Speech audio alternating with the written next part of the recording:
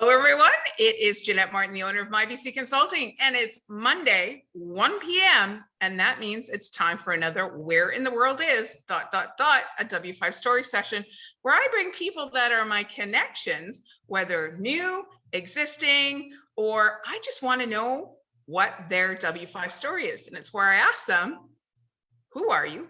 What do you do? Where do you do it? When did you decide to do it? And why? So without further introduction. Oh, that's your job. So who are you? Hey, my name is Adeel.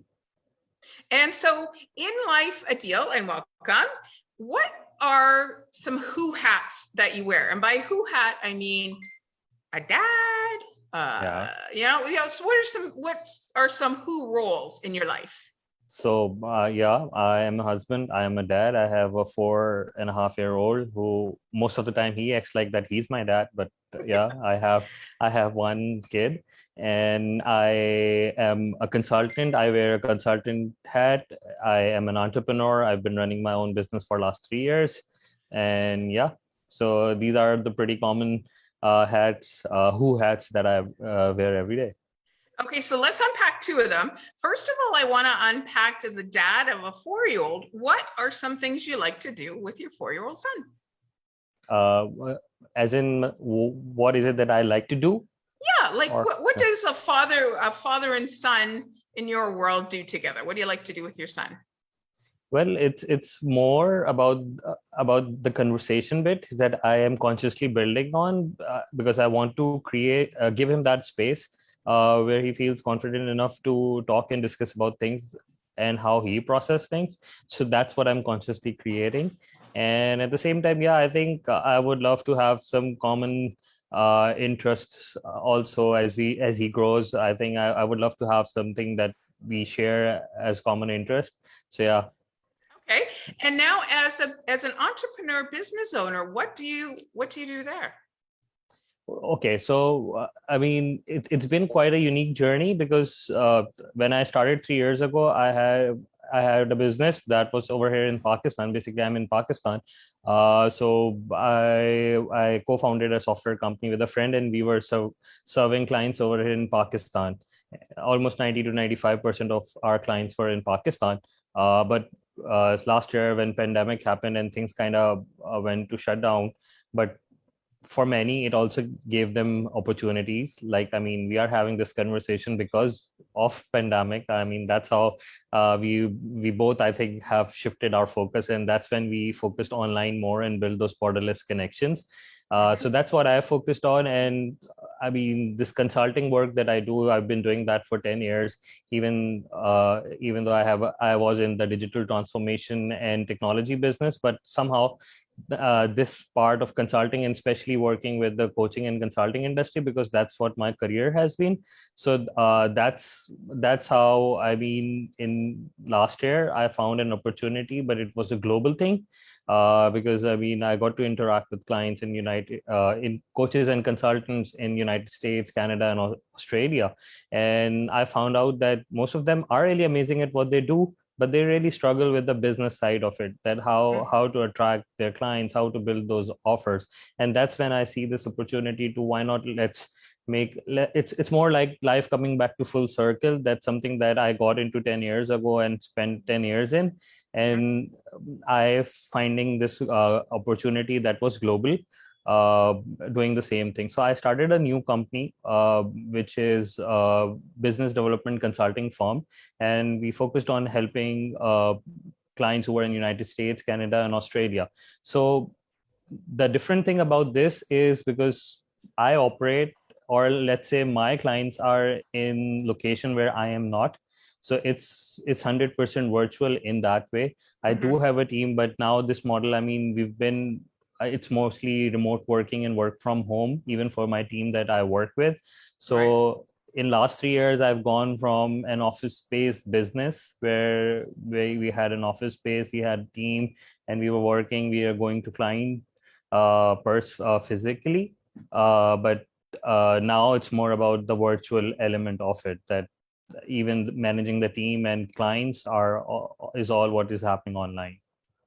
So then actually you filled in some where questions very fluidly, which is awesome. So where in Pakistan are you located? Because for those people that aren't as geography, are geography impaired as I am, I know it sits on the top of India. No, it's actually it's on the, I think it's on the east of India. Oh. So yeah, so we are. Can you We see me? lost. Oh, you're back. You're back. Yeah. So it's in the west of India. So we share our western border. I think it's their eastern and our western border. Okay. Or I think I'm confusing. Maybe it's our eastern or their western, but it's on that side. But we do share a big border with them, and I think it's a bit more like it's parallel. We are parallel to each other, so it's like it's Okay. that. But yeah, so I'm based in Karachi. It's one of the biggest metropolitan city over here. So I mean, just to share the dynamic, it's probably like what's Toronto is in Canada or New York is in United States. So Pretty Karachi big. is, yeah, it's pretty big. It's where the financial activity, and it's like the financial hub of the country. Like, I mean, 70% of the revenue comes from this city, so it's pretty busy and pretty uh concrete. We call it the concrete jungle. So yeah, it's very much like that. So unlike you, we don't get those farm places where you have a farm and scenery and everything. That's not over here. Yeah. Well, today I'm in my office to make sure I had really good Wi-Fi. So what is one pivotal moment that like a when moment that this is like Adeel, you went, this is when you decided this is what you wanted to do? Yeah. So actually this happened almost 11 years ago. I was basically in the finance and accounting industry. In fact, I was studying for this and I was working in that, but somehow I had that epiphany moment where I realized that probably this is not for me, and it was not working out as well. So that's when I was 26, and at that time I just pressed the restart button, and I thought that maybe it's time that I should explore more. So I just went into, couple of decisions that let me open new gates, and that led me to one of the top 4 or 5 consulting firm over here. Oh, I lost your audio. Can you hear me now? Yeah, I can hear you now. Thank you. Yes. Yeah. So I'm saying, I was saying that, that's how, I few decisions. I was having this conversation with someone yesterday that at that time you'd never really know where these decisions will lead you, but they felt right. So when you took that decision, one opportunity or one new door that got open, that took you somewhere, and eventually I was working for that training and consulting firm, which was one of the top 5 training and consulting firm here in Pakistan. And eventually, I actually volunteered for some project over there, and that's how I got started. And within 4 years, I became one of the senior leadership team in that consulting firm, and from there on the career started. So that was one major pivotal point when I decided that I need to press that restart button. But somehow that kind of became my thing, that every 2 year or 3 year, I'm somebody who always keep asking myself that if I'm not feeling afraid, or if I'm feeling too comfortable, I need to recheck where I am in terms of my purpose and what I'm doing. Is it I'm becoming too complacent, or falling in that comfort zone? So even with this business, when last year COVID happened, I was able to realize that the business, in 3 years we made it a 6 to 7 figure business. But when COVID happened, I realized that I was that hamster in a wheel, and more money means more work, and it's something that was not healthy, even for the family, even for my relationship with my son and everything. And that made me realize that even if we have created something, but I think we failed to position it in a way where we were able to get the work, or get work based on the value we were creating. So I decided maybe it's time to move on and step out from something that you created. But I think it made sense. So last year, when I did massive in conversations, interviews with coaches, consultants online, If I'm not exaggerating, there were more than 50 or 60 interviews that I had, and I kind of understand what situation is there. And I saw this opportunity, and I mean, I'm somebody who always, I mean, even in, it's a tagline that I use, that let's jump right in. When things feels right and you have a bit of understanding and the risk is calculated, I just believe in jumping right in that. So the recent one happened last year when I started this company. So we wrap this up with what is your why in life? Yeah. So I think this is something that has been my driving factor since last 10, 11 years. And it's always been, I believe in adding value through problem solving and creating solutions.